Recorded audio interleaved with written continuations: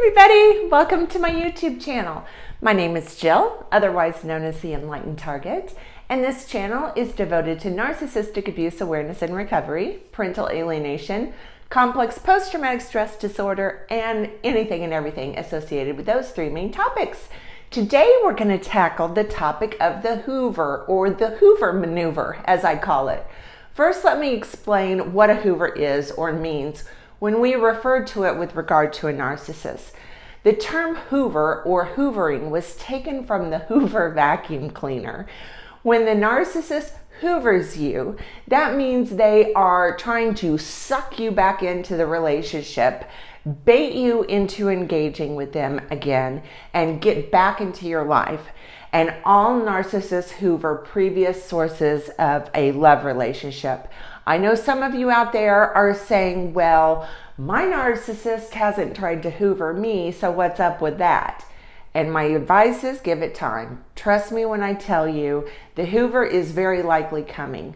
I have been hoovered by a narcissist from my past from 30 years ago. Not one peep in 30 years.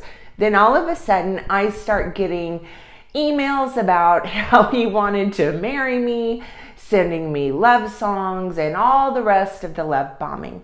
So Hoovers certainly don't always happen right away, and they don't all look the same either. Hoovers can be bold and dramatic. They can be very subtle and unsuspecting, or they can be flat out scary and frightening. Lots of narcissists stalk or harass their victims. So today we're going to talk about the Hoover, as well as I'm going to tell you about the most common ones to watch out for. If you're new to my channel, welcome. I'm so happy you're here. I would like to invite you to please subscribe to my channel and hit that notification bell because I put out new videos every week. Also, I am now on a platform called Wizio, which is designed for specialists or experts to be able to be available to their followers to ask specific questions and get a video response from me to you addressing your specific question. So if you are interested, my Wizio link is in the description below. And as always, if you are interested in private narcissistic abuse recovery coaching with me, visit my website or send me an email. Both are also linked in the description below. Okay, so today we are talking about the narcissist and the Hoover. First, it might be helpful for me to try and explain why narcissists hoover previous sources of narcissistic supply. And the main reason is two words I used in a previous sentence: narcissistic supply. First and foremost, it's all about their addiction and dependence on narcissistic supply. That is the number one reason they hoover. You were at one time or another a valuable source of narcissistic supply, so they're back. It's really as simple as that. So for example, maybe the reason is because the narcissist wants to pull you back into a full-time relationship, or maybe they want to attempt to triangulate you and the new source of supply, or maybe they're just bored and low on narcissistic supply, so they decide to give you a try again. But the reason they do it is for whatever leftover supply you may be able to provide them with. What a Hoover does not mean is that the narcissist has changed, or that things will be different this time, or that they have seen the error of their ways and will never harm you again, or that they really do love you. Hoovers do not under any circumstances mean that. All it means is they are looking at you right now for their fix to their addiction and need for narcissistic supply. Next, let's talk about some of the more common and typical Hoovers that they use.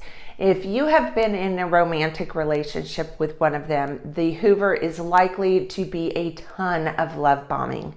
It might be chock full of I love yous. I can't believe I gave up on you. I'm sorry. Don't forget, narcissists will apologize when they are backed into a corner. I'll never take you for granted again. It might be poetry or sending love songs like I mentioned the one did to me from before. But if you have been in a romantic relationship with one and you get hoovered, you can count on tons and tons of love bombing. Another super common hoover, and one that is more common for the covert narcissist to use, is the accidentally running into you. Oh my God, what a coincidence.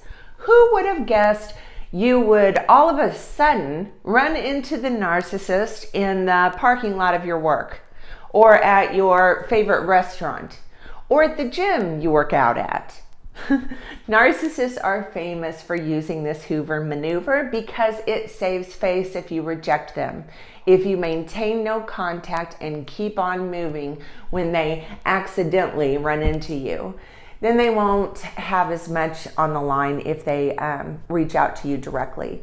So please, hear my warning. When you accidentally run into a narcissist that you recently split up from, there's a 99.9% chance this is no accident. This is a full-on Hoover.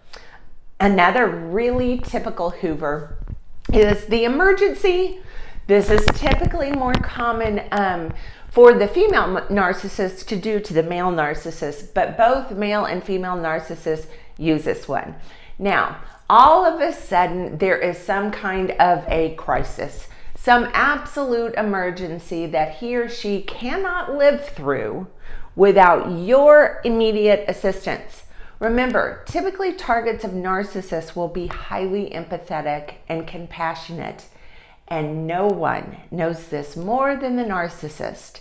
So they are masters at triggering your empathy or pity for them in a Hoover. When they are desperate for narcissistic supply, there is just no limit to what they will say or do. One more typical Hoover that tons of narcissists will use is the fake worry or concern.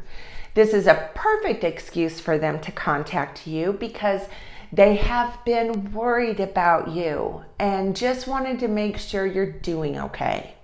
This way, they can again still save face if you reject them, and if you don't and you fall for the Hoover, well then, mission accomplished.